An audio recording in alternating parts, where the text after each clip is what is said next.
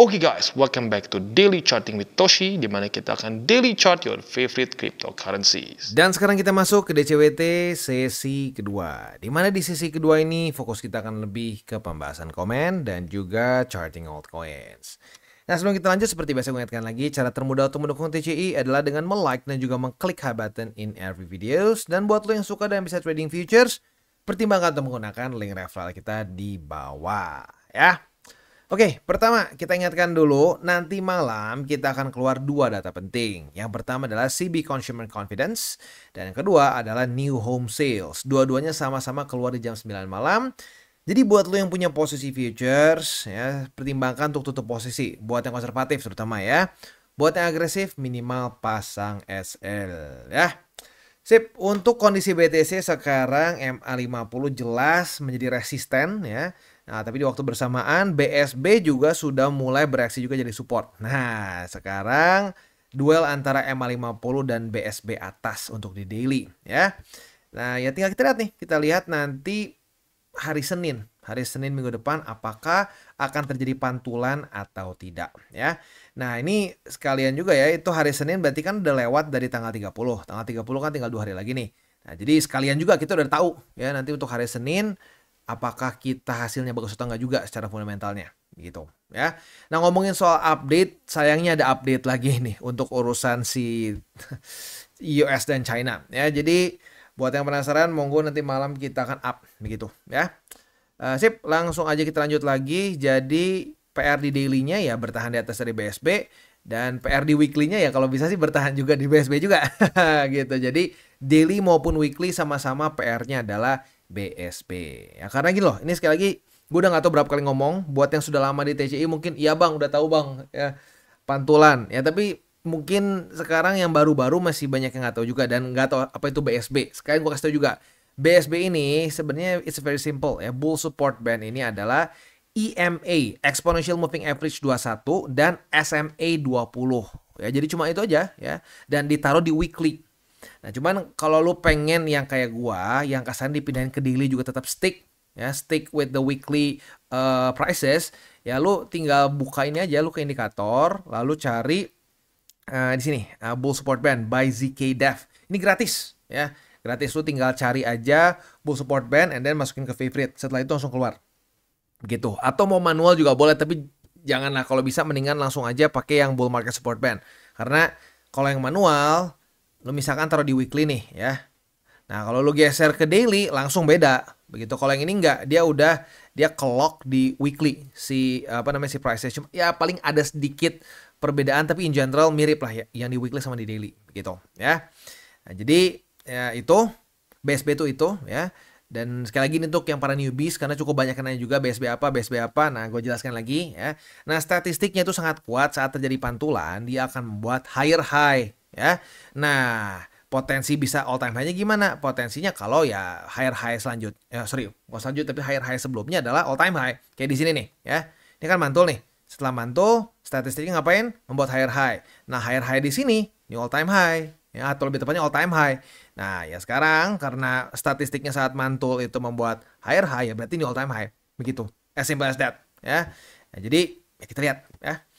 Sip, sekarang kita masuk dulu ke DXY. DXY masih ketahan oleh MA20 ya, harapannya in general melemah lagi lah begitu ya. Lalu BTCD, untuk BTCD dia lagi berusaha bertahan di atas dari MA20. Ini mungkin akan ada gejolak nih saat sudah dekat-dekat ke tanggal 30 ya, karena ya kalau sampai tanggal 30 ternyata bagus hasilnya, tentunya orang-orang akan cenderung lebih berani ambil resiko. Tapi kalau enggak ya otomatis vice versa, tinggal dibalik aja logikanya gitu ya. Ya pedomannya kalau gue pribadi tetap sama seperti kemarin ya, bukan cuma kemarin tapi dari kemarin-kemarin. Konservatif 60-40 ya, keep it 60-40. Buat yang agresif boleh stop buat rebalance, boleh mulai fokus di alts atau akumulasinya, tetapi jangan lu jual BTC lu, karena BTC lu ini adalah jangkar lu begitu ya. Kalau jangkar lu cabut, kapal lu nggak bisa berhenti kan, nah ke bawah arus terus kan. Nah, ya udah sama, jangan begitu. Atau kayak rumah, fondasi udah jadi, capek-capek lu bangun, dibongkar lagi buat beli hal lain gitu, buat beli furniture, buat beli TV gitu. Wah, itu nggak bijak gitu kan ya. Yang gue harap tidak ada kesalahan lagi seperti itu karena ya sayang sekali di cycle ini kita sudah dapat 3 kali distinct time frame di mana orang kena yang kayak begituan. Udah bagus-bagus BTC awalnya ya, punya BTC sebagai fondasi. Dijual, kenapa? Ya karena bisikan-bisikan iblis di mana katanya akan pasti terjadi altcoin season. Kali ini pasti, kali ini pasti. 3 kali loh ya. Di sini sekali ya. Lalu di sini ya di kuartal 4 2024 ya. Dan sekali lagi itu di sini nih. Di daerah dekat-dekat halving begitu. Wah, ya, kita akan masuk altcoin season gitu. Taunya enggak kan? Kenapa? Lagi-lagi data tidak mendukung. Nah, kali ini data atau lebih tepatnya gini lah, data balance sheet udah lumayan, balance sheet lalu interest rate juga udah lumayan. Gitu. Nah, tinggal kita lihat masih dilanjutin nggak sesuai statement mereka terakhir. Kalau dilanjutin ya berpotensi untuk datanya sampai mendukung. Nah, tapi lu lihat orang-orang yang mencoba untuk mendahului market, ya, apa yang terjadi? Bukannya untung malah boncos, begitu. So, ya jangan ulangi lagi kesalahan yang sudah berkali-kali terjadi dan sudah berkali-kali kita ingatkan juga, begitu, ya. Sip. Komen. Yang pertama dari Bro Ariel. Kotoshi, saya pegang BTC 60%, XRP dan ADA masing-masing 20%. Ini kalau invest jangka panjang gimana? Bisa nggak ya? Atau saya hold BTC aja? Jangka panjang tuh berarti lu bear market lu hold gitu.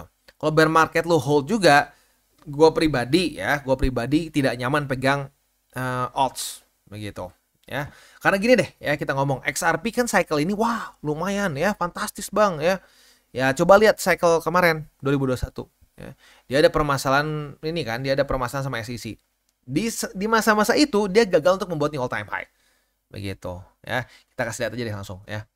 Jadi XRP yang sebenarnya secara fundamental bisa dibilang atau secara projectnya nggak ada masalah begitu ya. Cuman ya masalah dia adalah dia ribut sama SEC begitu, dianggapnya sekuritas ilegal gitu. Dan itu pun masih terus diperdebatkan. Kenapa yang dikejar XRP? Padahal kalau kita ngomong secara fundamentalnya juga banyak project-project itu lain yang mirip seperti XRP juga tapi nggak dikejar. Nah jadi kan ada kasarnya bisa aja sial gitu kan.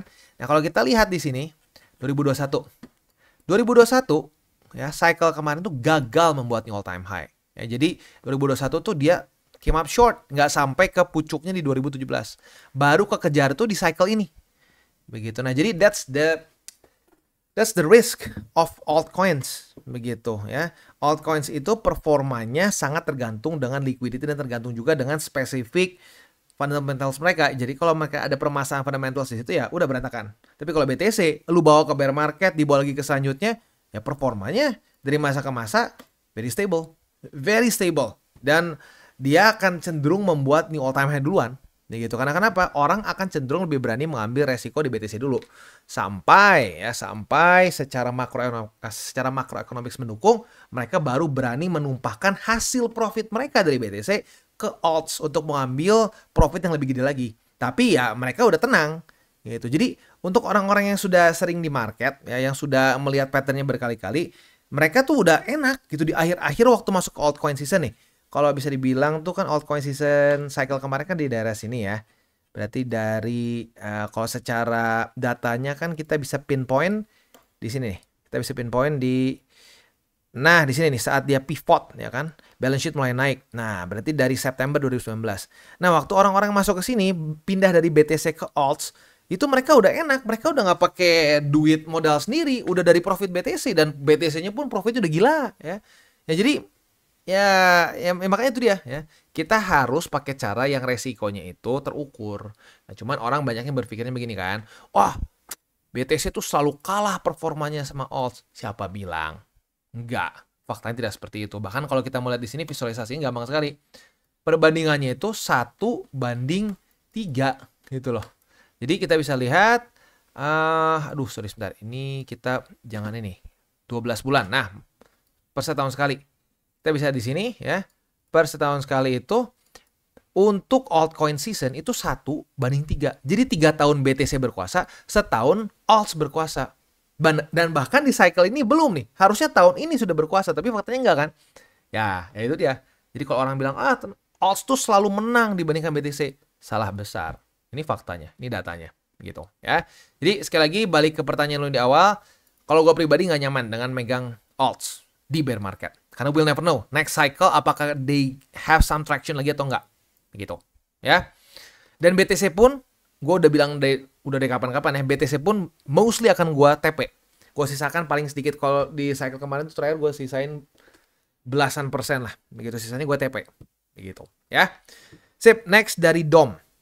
Saya harus subscribe. Wah, mantap nih. Saya harus subscribe. Karena berita dan informasinya sangat-sangat aktual. Jadi kami penonton tahu dan ikut update apa yang terjadi hari ini. Jam ini, detik ini. Thanks Bang. Sehat dan semangat selalu. Amin. Amin, amin, amin. Ya. Thank you. Thank you. Ya, kita selalu mencoba untuk memberikan news yang paling baru. Dan bukan cuma sekedar bacain news ya. Karena kalau cuma bacain news ya semua orang bisa gitu. Nah, gue pengen ada pembahasannya juga. Begitu. Ya, jadi happy banget gue dengarnya kalau ini bermanfaat buat lo. Ya semoga lo terus konsisten dan ya komit untuk invest for the long term. Begitu. Karena at the end of the day, time in the market itu always be timing the market. Karena kita tuh bukan Tuhan yang tahu kapan timing paling tepat untuk beli maupun jual. Begitu. Ya. Sip. Oke, next. Dari Yusuf Bekti. Selalu konsisten nonton Matoshi karena selain mengajarkan mindset investasi yang benar, ada nasihat yang luar biasa dari Matoshi. Di market itu harus realis, melihat keadaan, tidak optimis ataupun pesimis. Nah, saya terapkan dan dalam kehidupan pun sama, agar tidak ada delusi ya, agar tidak terdelusi oleh masa depan dan bisa bersyukur setiap hari. Tentu saya juga berpikir jangka panjang, mempunyai rencana di masa depan atau optimis, tapi itu ditekan agar tidak terdelusi dan overthinking tentang masa depan dan melakukan yang terbaik saat ini juga. Dan selaras juga dengan perkataan Albert Camus ya. Terima kasih Matoshi. Wah, mantap nih bacanya Camus ya. Keren ya. Ya, jadi kalau gua percaya ya, kita tuh nggak bisa cuma sekedar pokoknya cuma teori investasi. Nggak, itu tuh pasti akan melebar ke kehidupan kita juga. Karena gue pribadi belum pernah melihat ada investor yang hidupnya berantakan. Investor yang berhasil ya, investor yang gagal banyak yang berantakan ya. Hidup semau-maunya ya, nggak ada komitmen, tidak ada keteraturan, semuanya berantakan tapi berhasil. Belum pernah ketemu gue. Gue belum pernah lihat gitu. Ya rata-rata orang yang berhasil dalam investasi itu ya dia punya planning. Ya, dia berpikirnya panjang ya. Dan ya ujung-ujungnya efeknya adalah ya kehidupan di luar dari investasinya pun cenderung rapi. Begitu. Ya, jadi yes, itu menurut gua penting sekali untuk kita terapkan juga kehidupan kita. Begitu ya. Bersyukur ya, lalu berpikir jangka panjang ya, dan itu bisa lu pakai juga bukan cuma di investasi tapi di bisnis juga. Karena ya basically di bisnis juga kalau kita 3 hal itu kita langgar terus ya hancur-hancur juga ujung-ujungnya. Ya, sip, mantap banget ya. Sip, next kita ke Megastore Comp ya. Saatnya ya satu pilihin kayaknya buat jadi reminder nih. Saatnya all in guys. Nih ya, gini. Kita berapa minggu lalu waktu lagi di sini apa? Komen-komennya apa? Waktu lagi turun gini isinya apa komen-komennya? Sudah bear market, tutup posisi, udah nanti bakal terjun lagi katanya ya. Waktu begini, waktu lagi naik, apa katanya? Saatnya all in. Begitu kan? Perhatiin gak sih? Selalu begitu. Ya. Wah, bearish.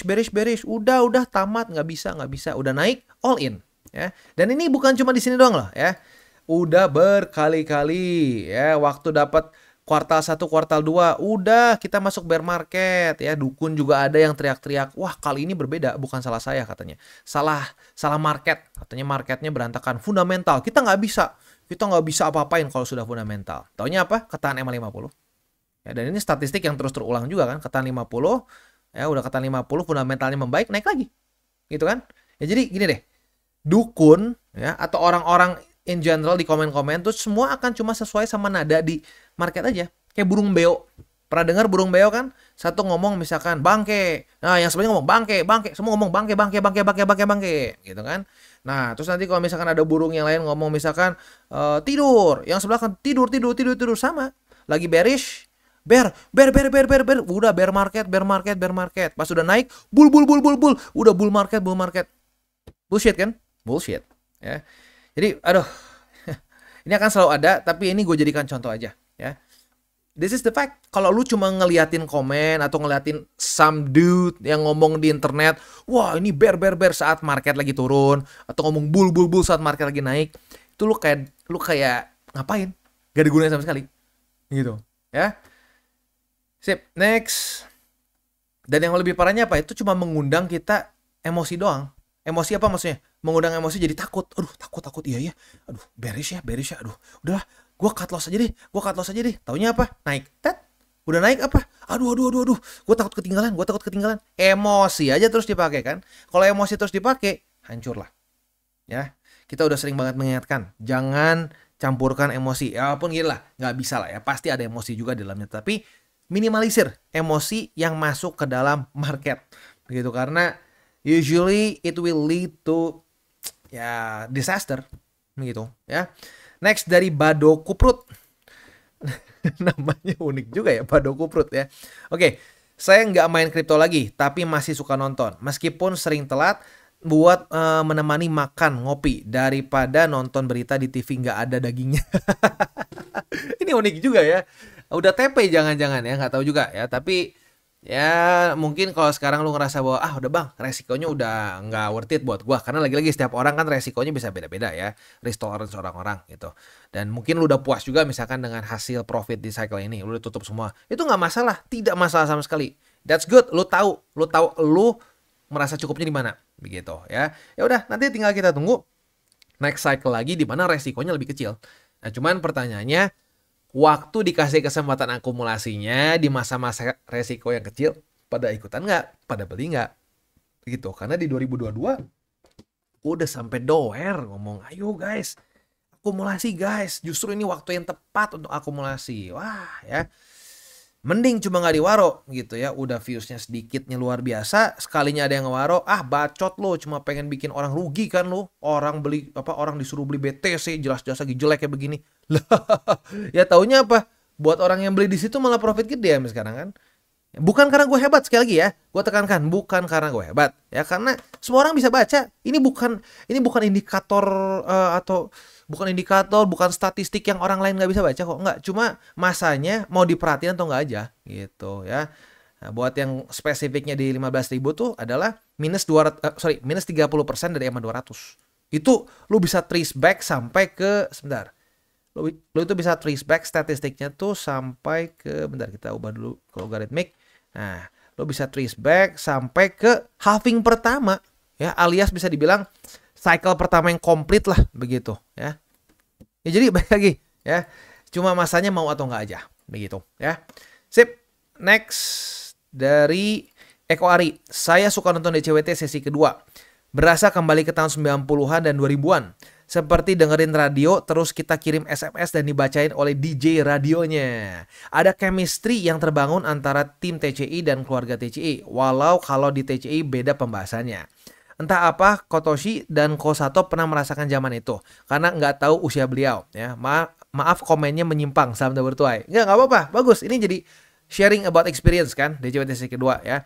Nah ini gua rasa banyak yang suka nih DCWT sesi kedua, terutama yang sudah lebih senior lah, ya jangan senior lah, sudah lebih matang dalam tanda kutip ya, lebih matang, sudah lebih tua. Karena memang generasi dulu ya cukup sering ya interaksi seperti ini. Ya bahkan sebenarnya kalau mau ngomong masih ada ya di radio-radio sekarang gitu ya, mereka masih ada. Cuma kalau dulu kan SMS, kalau sekarang tuh lewat sosmed begitu, jadi dibacain lewat sosmed dan lain-lain begitu. Jadi ya gue juga suka sih dengan interaksi seperti itu ya, karena ya especially ya kalau misalkan di grup kadang-kadang terlalu banyak sekali jadi pusing gitu kan. Tapi kalau di sini dipilihin juga sama Sato, gue cuma tinggal baca mana yang menarik menurut Sato.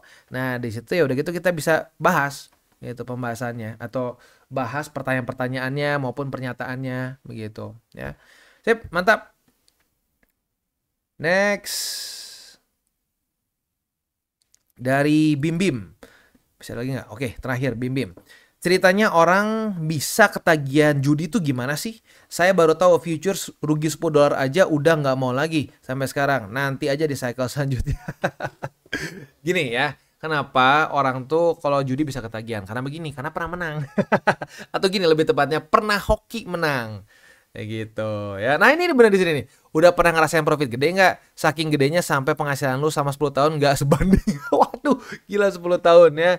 Ya gini, sebenarnya ya ujung-ujungnya itu sih. Karena lu ngerasa pernah menang, pernah profit, jadi lu pikir bisa diulang lagi, diulang lagi. Nah, yang serem tuh apa? Kita udah mikirnya gini, wah, gila nih. Gua sekali cuan judi begini ya, sekali jackpot, sekali JP bisa sebulan nggak usah kerja. Wah, kebayang kok tiap bulan gua bisa sekali JP. Cuma sekali aja JP kayak gini, udah deh gua nggak usah kerja. Nah, itu racunnya. Itu yang bikin orang jadi berantakan. Nah, kalau gua pribadi treat futures tuh nggak kayak begitu. Gua treat futures tuh bukan sebagai tempat judi. Ya karena gue jujur, gue tuh orang yang sangat tidak tertarik sama judi, apalagi yang secara risk rewardnya nggak menarik begitu ya. Ya jadi futures itu yang gue tunggu sampai setupnya ada. Kalau setupnya ada ya, lalu apa namanya TPSL juga ada jelas ya kita buka gitu. Nah kadang-kadang yang suka berantakan tuh apa ya? Orang udah cuan nih, udah profit ya. Sudah gede, dikasih profit 5%, bilang kecil, pengennya 10. Udah 10, naik lagi pengen 15. Ujung-ujungnya apa? Tadinya mau untung 10% malah minus. Kenapa? Taunya market ngebalik. Begitu, atau tiba-tiba nge-wake ya, terus kena SL dia, atau lebih parah, kena harga likuidasi dia. Gitu. Nah, itu yang bikin orang jadi kayak penasaran gitu loh. Wah gila kemarin gue sempet loh cuan segini. Jadi berarti sebenarnya mungkin gue kurang beruntung aja. Nah kalau udah mikirnya kurang beruntung lah ya. Lagi nggak hoki lah. Lagi bukan hari gue lah ya. Ah itu udah ya jelas. Itu udah bukan trading lagi. Itu namanya judi. Tapi that's why orang-orang tuh ada yang tertarik sama judi. Karena ya kasarnya nggak perlu mikir-mikir amat. Buka taunya untung. Wah gue bisa nih kayak gini lagi. Padahal ya banyaknya enggak, banyaknya gagal begitu ya. Sip, beres itu aja. Sekarang kita tinggal masuk ke buy limit. Tetapi sebelum kita masuk ke buy limit, seperti biasa disclaimer dulu bahwa semua konten dari TCI bukanlah financial advice. Ini semua bentuknya adalah edukasi. Lalu bagaimana cara untuk mendukung TCI? Ada banyak caranya. Lu bisa like our video, bisa share our video, itu juga bisa menggunakan link referral kita di bawah. Dan sekarang kita akan dengar dulu pesan-pesan dari sponsor kita pada hari ini. Oke, today's video is brought to you by Wallbe. Dan seperti kalian sudah tahu, di Wallbe sedang ada event eksklusif dengan TCI, yaitu event Wallbe X TCI, dan ada dua jenis event. Event yang pertama adalah untuk new user. Untuk bisa qualify-nya, lu tinggal register menggunakan secret promo code. Ya, pastikan menggunakan promo code itu karena kalau tidak, otomatis nggak akan dapat event ini ya. Dan yang kedua, make a minimum deposit senilai 25 USDT ya. Nah, event yang pertama adalah event yang bentuknya itu task. Jadi kayak kita nyari airdrop lah seperti itu ya. Nah, yang pertamanya 250 USDT dalam bentuk rebate voucher untuk semua pengguna baru dan ini bisa berlaku untuk selama seminggu. Ya, ini tentunya bentuknya rebate ya untuk lu pakai trade lagi, bukan lu bisa WD begitu ya. Yang kedua, nah ini USDT yang bisa kita tarik dengan jumlah sebesar 2.500 USDT untuk 50 orang pertama yang qualified menyelesaikan task yang ada di sini ya. Tasnya adalah yang pertama buka 10 trades minimal 5 menit ya, atau lebih baik sih lebih lama daripada 5 menit ya, dengan posisi bukan hedging ya. Lalu yang kedua, invest lebih dari $10 di meme coins. Tes ketiga, invest lebih dari $10 di prediction. Dan tes keempat, trading volume lebih dari 25.000 USD ya. Nah, buat kalian yang memang jago trading futures, PNL-nya tinggi-tinggi, pertimbangkan untuk ikut turnamen Wallbe X TCI. Dan ini cukup lama ya, berlaku sampai tanggal 6 Desember. Jadi waktunya masih panjang buat lo yang pengen ikutan ya. Nah, jadi di sini PNL-nya semakin besar, maka lu akan mendapatkan hadiah yang semakin besar juga ya. Detailnya lu bisa lihat di Telegram Wallbe X TCI. Ya, di sini akan ada aturan jelasnya seperti apa, price point senilai apa, juara 1 sampai 3 yang dapat berapa, dan seterusnya ya. Event yang trading competition atau yang turnamen dan juga yang tes ya. Jadi pastikan buat lu yang pengen coba Wallbe, pertimbangkan menggunakan promo code Toshi Crypto ya, atau menggunakan link di bawah. Karena promo code yang secret ini akan ada extra perks-nya. Dan juga tentunya bukan cuma yang event ini aja, tapi yang udah cukup lama dan terus berlaku adalah yang 250 USD. Jadi upgrade dari 100 saja biasanya kalau lo kalau lo register secara normal, tapi dengan menggunakan link kita di bawah akan jadi upgrade ke 250 ya. Jadi buat lo yang tertarik, monggo silahkan bisa coba trade di Wallbe menggunakan link referral kita di bawah. Dan sekarang kita masuk ke Solana. Untuk Solana, posisi longnya masih bisa dipertahankan karena yang memang kan retest 1, retest 2 di sini nih. Di angka 192,78 sudah kebuka posisi long. Kemarin nyaris kena target TP tapi akhirnya nggak kena kan. Nah, buat yang agresif, ya monggo boleh tetap dipertahankan target TP-nya di angka 205,8. Tapi ya sekali lagi kita sudah diberikan kesempatan nanti jam 9 malam. Kalau menurut gua sih lagi-lagi kalau kita udah profit gitu ya. Karena lumayan loh. Lu dari sini tuh lu udah profitnya tuh sebesar 5% loh. Udah oke banget sebenarnya. Ya kalau menurut gua nih, toh kan lu udah hold berapa lama nih? 1, 2 udah mau masuk hari ketiga gitu ya. Toh juga karena keluar data penting lagi. You'll never know hasilnya akan seperti apa. Jadi ya udahlah, udah lumayan gede juga, TP aja. Begitu. Tapi kalau buat lu yang nggak mau TP, ya tetap pokoknya bersikeras pengen di 205,8 karena lagi-lagi ya risk profile orang kan bisa beda-beda. Ya boleh-boleh aja tapi yang pasti pasang SL gitu. Jangan sampai dari cuan malah jadi boncos gitu ya. Next, posisi spot ada di MA20 yang confluence dengan 192,78, lalu juga ada di angka 193,94 dan di MA200. Next, BNB. Untuk BNB, retest 1, retest 2 sudah terjadi di MA20. Artinya, kita sudah dapat posisi short ya. Nah, posisi shortnya kalau lu cenderung lebih konservatif udah kena di sini ya. Target TP-nya ya. Jadi buat yang lebih konservatif sudah mengantongi profit sebesar 1,5%. Buat yang lebih agresif, target TP-nya di angka 1109,25. Ya, jadi ya tinggal ditentukan mana. Ya kalau mau lebih agresif lagi boleh nggak Bang? Ya boleh sih di MA50, tapi ya kalau gua sih cukup lah di sini. Ya kalau mau di MA50 ya harus siap resikonya even bigger. Begitu ya. Sip, itu aja untuk posisi shortnya yang ada di BNB setupnya. Posisi spotnya ya untuk DCA-nya ada di angka 1109,25, MA50 dan 1049,85. Next, XRP. XRP kita sudah dapat posisi long karena sudah terjadi retest 1, retest 2 di MA200. Nah, target TP-nya untuk posisi long ini ada di BSB bawah ya, yaitu di angka 2,70. Ya, jadi buat lo yang mau mau TP ya pertimbangkan di situ, atau kalau lo lebih agresif ya boleh pertimbangkan di 2,76 gitu ya. Posisi spot MA200 lalu di 2,58 dan MA20 ya. Oke, itu kurang lebih untuk setup di DCWT sesi kedua ini. Kita tutup seperti biasa dengan 3 golden rules. Jangan pegang panas, jangan over leverage, berpikirlah jangka panjang, dan salam tabur tuai. Oke guys, jadi itu adalah akhir dari segmen DCWT kita pada hari ini. Dan jangan lupa bagi kalian yang merasakan manfaat dari segmen ini, jangan lupa untuk share ke teman-teman kalian. Dan apabila lu pengen mensupport channel kita, ya TCI, jangan lupa untuk menggunakan link referral kita di bawah. Nggak wajib ya, tetapi apabila lu menggunakan link referral kita di bawah, ada macam-macam ya, dari Bybit, Huobi, Maxi, toko kripto, dan banyak lagi ya. Ya, walaupun nggak wajib, tapi kalau menggunakan link referral kita, lu secara langsung membantu perkembangan dari TCI. Dan satu lagi, jangan lupa juga untuk join Telegram group kita, di mana kita bisa ngobrol-ngobrol santai mengenai dunia cryptocurrency secara dua arah. So, jangan lupa untuk like, subscribe, klik the bell icon, and see you on the next video.